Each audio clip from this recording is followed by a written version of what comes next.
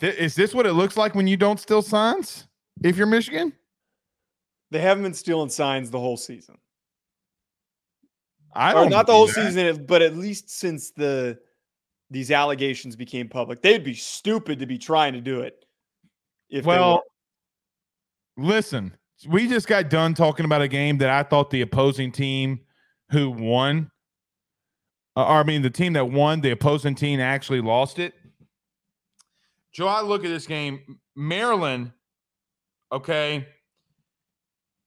3 Maryland TDs, okay, that they had. If they could have played remotely consistent in this game, Michigan would have gone down. They had 2 turnovers. They had the safety. So many different things happened to Maryland. But look, I will admit this for Michigan. When their defense needed them the most, they stood up. Right. J.J. McCarthy had a horrible game. He didn't look good. The running game, Blake Corum, I know that he had 90-something yards, but still, he was at under 5 yards a carry. He had 28 carries, 94 yards, 2 touchdowns. They looked a little lost on offense. I got to admit, they just look a little lost. Now, it's difficult because they still put up 28 points, right? Like, they still put up some points. But if your quarterback's going to look like that, I don't have a lot of faith in you. Dude, Tua's little brother. That's what I always call him. Tagovailoa. Talia. 2 interceptions. 2 bad interceptions. Made some big-time throws, though. I'll give him this. He made some big-time throws, but, man, this was so bad in some of these decisions. He and Joe Milton are notoriously, for the last 3 years, of these 2 guys that have just – everyone has tried to drive up the market for them and be like, oh, man, watch out for this guy. He's going to do some really good things. And then it just never comes, and the mistakes are horrendous. To focus on Michigan here, though, Blake, look, I disagree with you on this being a game that's telling of their issues. It is telling of one issue, and we'll get to it in a quick second, but I think that it needs to be said, and one of the more important things that I love to bring up for those that haven't played football in a college locker room at the Division I level like we did, don't totally understand the emotional dump that goes into certain games and the way that you play the following week. I stupidly completely looked past this by betting on Michigan to cover by 20 points, but you could just see that they were drained. They were very, very drained. I will emphasize, though, something you brought up with J.J. McCarthy. I have brought up this before. I think J.J. McCarthy's ceiling is pretty high, and when he plays his best football, they're the best team in the country. They're one of the, if not at least a not too far behind, second best team in the country.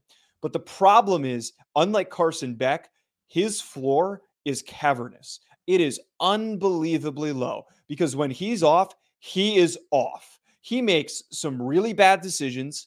His accuracy is just very shoddy and inconsistent. I had Michigan fans telling me I had no idea what I was talking about. You can't watch him play and tell me he does not have games where he cannot hit anything. And that's what happened in this game. The interceptions, before he threw that second half interception second quarter interception before the end of the first half, he made one of the worst throws I've seen. I don't know how that one didn't get picked off. Yeah, the one before the pick was really bad. We just have to be really wary that version of J.J. McCarthy is possible. It is still there. And if he comes out in the playoff or against Ohio State, they will lose. He is one of the final point on this. The problem with J.J. McCarthy is that when he starts playing bad, he does not recover. Joe, he's done for the game. It's exactly what I said last week. Penn State was the best team that he saw.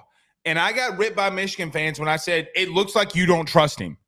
Okay, like you threw the ball 8 times. It looks like you don't trust him. Yeah. The best 2 teams that he's faced so far, he's looked below average. Okay, so what are you going to sit here and tell me that what do you mean he looked good? You don't. It feels as if, let me tell you what it feels as if. Now, I don't know. I don't think that he is. It feels like he has an injury and you're doing things to cover up for him. You're running plays to cover things up for him. He has not looked good at all. So I look at them. I still think they're a dangerous team. I still think defensively they're extremely good. Okay.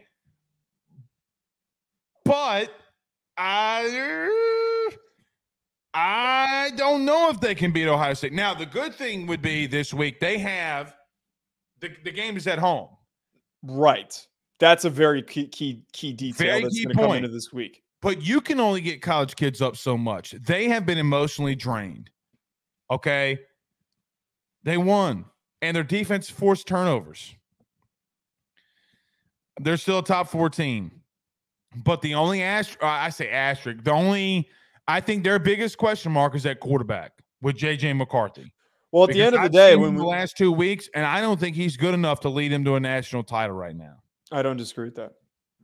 And I think that one thing that though that's going to factor in all this is that I just don't know who are we less scared of? Is Kyle McCord or JJ McCarthy, which we'll probably unpack on. I'm more at the current moment. The